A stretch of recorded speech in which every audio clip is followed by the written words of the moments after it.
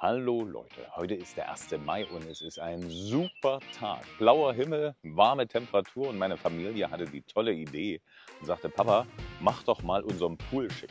Da dachte ich, okay, das mache ich und daraus machen wir gleich ein Video, weil ich euch nämlich zeigen werde, wie habe ich das Ganze gelöst. Ich bin nämlich dabei und tue mit dem Holzvergaser gleich das Einlassen, das kalte Wasser auf Temperatur bringen. Und das ist schon immer wieder ein Thema gewesen, wo Leute wissen wollten, wie wird das Ganze realisiert, was muss man dabei beachten.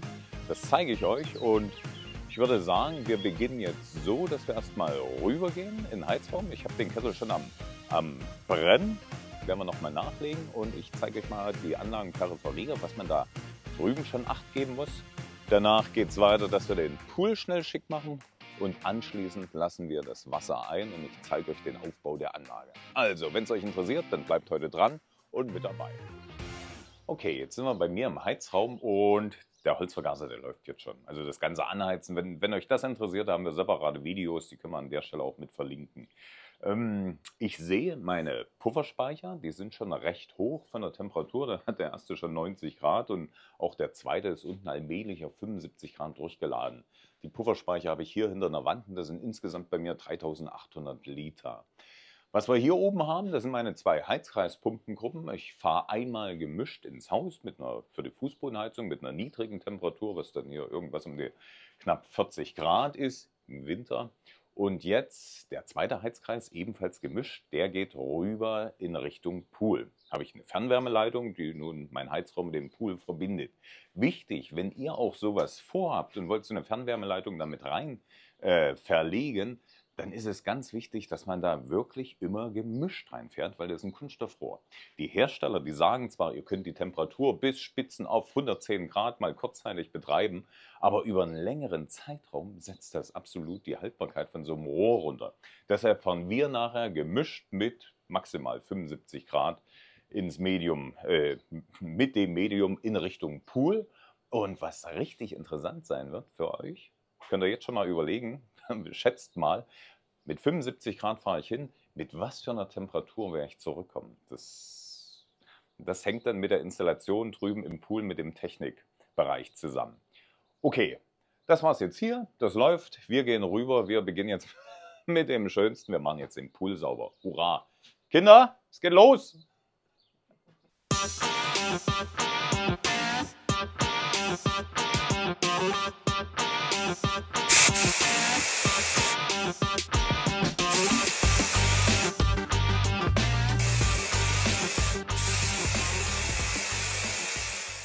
So, okay, also mit der groben Reinigung sind wir durch. Wir hatten dann heute Nachmittag doch noch mal unterbrochen. Es war recht warm geworden und kann ich euch nur sagen, Nachbar Taura, die machen immer ein Simson-Esser-Treffen. Das ist sehr, sehr sehenswert hier das nächste Mal. Könnt ihr damit hinkommen.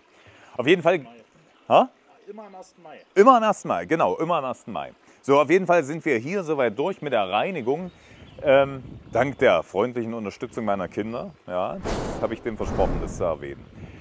Wir lassen jetzt schon den Pool ein kleines bisschen ein. Es ist wichtig, dass mein Bodenablauf, den wir unten hier zentral an der Stelle haben, dass der schon mit Wasser eine Deckung hat.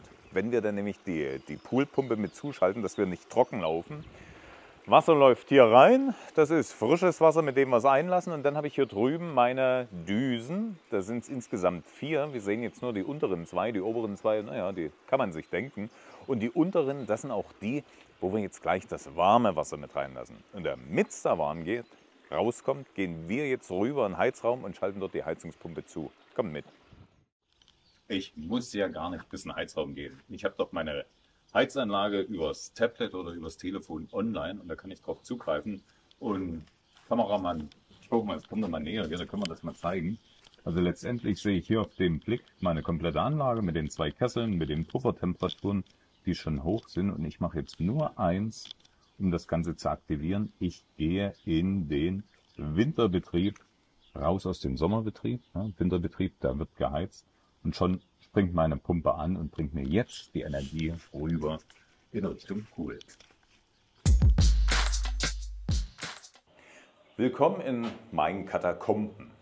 Hier davor, müsst ihr euch vorstellen, hier ist jetzt der Pool und das ist der Technikraum, den ich gleich dahinter habe, der nur die Breite von 5 Meter und hier, weiß nicht, 2 Meter in der Tiefe vielleicht ist. Was haben wir hier für Komponenten? Zum einen sind hier oben meine Skimmer, da habe ich insgesamt zwei, einen rechten, einen linken, die sind mit einer Leitung zusammengefasst und gehen dann in Richtung Pumpe. Genauso habe ich, habt ihr ja draußen gerade eben gesehen, unten am Boden den Ablauf oder Einlauf, der kommt jetzt hier an und jetzt kann ich sämtliche Leitungen, die Zuführstrecke zur Pumpe zusammenschalten. Ich kann unterschiedlich das reduzieren vom Durchfluss, von wo ich das haben will. Gerade eben habe ich die oben gesperrt, weil kommt hier nur Luft dran und unten ist geöffnet. So, wenn das Ganze reinkommt über die Pumpe, läuft es über die Filterstrecke und dann geht das Ganze wieder raus in Richtung Pool. So, von drüben, von dem Filter kommt jetzt das saubere Wasser, geht durch diese Leitung hoch zu meinen oberen zwei Düsen und durch diese Leitung kommt das Ganze an und geht zu den unteren zwei. Und diese Strecke, die kann ich jetzt beeinflussen. Da habe ich jetzt an der Stelle oben einen Kugelhahn, der ist hier schon geschlossen, das Ventil, das ist zu. Somit geht das Wasser hier unten rein, durch den Wärmetauscher durch und von hier an wieder raus, wie wir es haben plätschern sehen. Jetzt müssen wir noch ein ganz kleines bisschen warten, aber ich merke hier, die Temperatur kommt schon an. Das ist meine Fernwärmeleitung von drüben, vom Holzvergaser. Und jetzt, ja, ich kann noch die Leitung anfassen. Andere Seite ist eisekalt, die ist warm. Und der Thermostat, der wird gleich die Wärme erfassen. Und dann macht er eins, dann gibt er einen Impuls auf meine Pumpe hier drüben, dass die sofort in der Drehzahl noch hochfährt, um die Wärme wegzubringen. Und das ist ganz wichtig, diese Funktion, weil ich kann es ja schon auch temperaturgesteuert machen, dass ich einen Fühler oben im Pool habe, der nur meldet, ich brauche Temperatur, weil der Pool hat sich abgekühlt. Drüben die Heizungspumpe geht an, das warme Wasser kommt ran und jetzt muss immer sichergestellt sein, dass die Entnahmepumpe zuschaltet. Und das wird über so einen Thermostat und einen Anforderungskontakt an der Pumpe realisiert. Thomas, komm du mal näher hier, das glaubt mir ja keiner. Fass mal hier oben die Leitung an und sag mal, warm oder kalt? Oder heiß? Heiß. Richtig. Und jetzt hier drüben, fass die. Das ist jetzt nach dem Wärmetauscher. Ja. Ja, also wir merken noch ein ganz kleines bisschen die Temperatur, weil hier drüben die Pumpe, die Umweltpumpe, die läuft jetzt auf der allerkleinsten Stufe. Die läuft auf 450 Umdrehungen und das kann dann hochgehen auf 1450 oder 1500. Also das ist jetzt wirklich schwächste Stufe und trotzdem habe ich schon so eine krasse Wärmeübertragung, so eine Ausbeute. Wir gucken mal hoch, wie sich das hinten an den Düsen gestaltet. Gerade eben habe ich jetzt immer noch das Wasser hier direkt reinlaufen lassen. Das ändere ich jetzt. Jetzt gehe ich oben durch den einen Skimmer und stelle nun sicher, alles, was hier in den Pool reinkommt, ist jetzt nur noch warmes Wasser von da drüben. Und Pauli? Doch, Paula. Paula wird gleich wieder zurückkommen und die geht hier mal rein und wird uns sagen, wie warm die Temperatur da hinten ist. Okay, also hier vorne ist das Wasser natürlich noch kalt, weil wir es haben ja bis gerade eben noch mit dem Schlauch reinlaufen lassen. Aber hier jetzt an der Stelle, oh, hier ist ein Traum. Also hier ist wirklich ein Traum, das ist Badewanne, wie es hier reinkommt.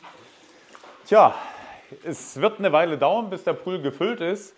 So lange müsst ihr jetzt hier nicht mit dranbleiben. Wir zeigen es euch dann im Anschluss nochmal. Wenn ihr aber Fragen habt oder wenn ihr auch ähnlich das gelöst habt, dann schreibt es mir doch mal in den Kommentar mit rein. Das würde mich interessieren, was es da von eurer Seite an Input gibt. Ansonsten von meiner Seite viele liebe Grüße, kommt gut durch den Sommer. Tschüss, bis bald mal wieder. Bye, bye.